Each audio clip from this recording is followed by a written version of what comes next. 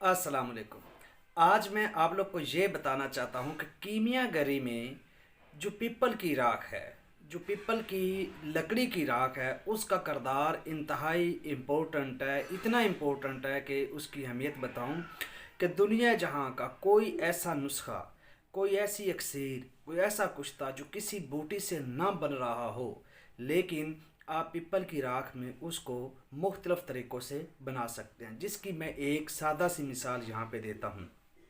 तूतिए का कुश्ता, हज़ारों आप मतलब बेशुमार उसको तशबीह देते हैं। वो सफ़ेद नहीं होता, या सफ़ेद होता है तो वो अपना जो है वो जंगार देता रहता है, मतलब बिल्कुल क्लियर नहीं होता और करंट वाला पैदा नहीं होता।